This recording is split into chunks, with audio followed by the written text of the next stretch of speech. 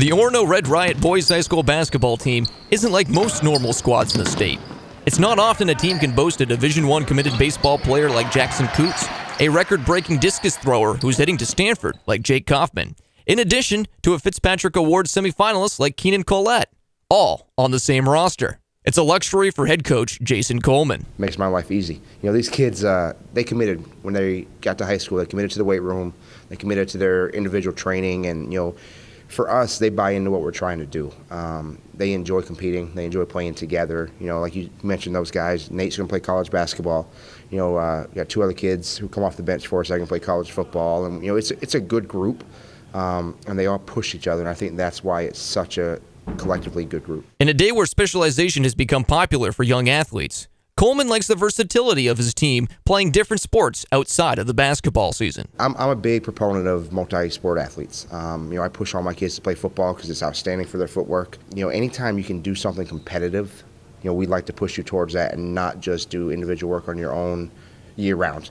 So we try to push as many kids to do as many things as we can, and it all kind of just comes together for us from November to February. That sentiment is also felt with Koffman and Coutts as it translates to success from other sports into the game of basketball on the hardwood. Yeah, definitely. I feel that it does. I would have a tendency, just training by myself, to go and lift all the time and throw, right? But in basketball, I've got to get up and down the court. I've got to stay fit. I've got to stay explosive. So I think that definitely helps me in transitions into track. Yeah, especially with football, because if you're going to get banged up in football. I mean, it happens in baseball, but if you can do it in football, you can do any other sport. And it's from the 35. The boot is up, and it is good. It's a 35-yard field goal kick for Jackson Coutts, and it gives the Red Riots their first lead of the night. One more chance now for Koffman. That one is good. Koffman hits it. It puts the Red Riots in the lead. Old Town with it.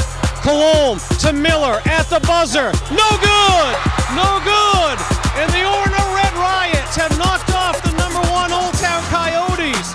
Bigger thing for you, a record-breaking throw or a game-winning basket? Oh, that's tough. I'm gonna say the game-winning basket was bigger for me because playing in front of 5,000 fans, you feel like the whole community's behind you, and you're doing it for all your brothers out on the court. So that was the biggest thing right there. Now, you played 3 different sports: game-winning hit, touchdown pass that's a game winner, or game-winning basket. What would be the biggest one for you? Probably the game-winning touchdown pass, because the brotherhood you have on the field with everybody. I mean, it's really exciting. All the fans, the community's there, so it's a pretty sweet feeling when you get that game-winning touchdown pass or something. After coming up short in the North Region title game last season, the Red Riots are geared up for another year. The thing for us is we have a lot of kids that have played a lot of basketball together. I have 4 four-year starters back. Our 6-man last year as a freshman. So we're a little ahead of the game because we pick up where we left off last year, and it's not installing and learning new things every day. So right now we're right where we need to be. Finally, gold ball coming to Orono in basketball this year? Ask me in March.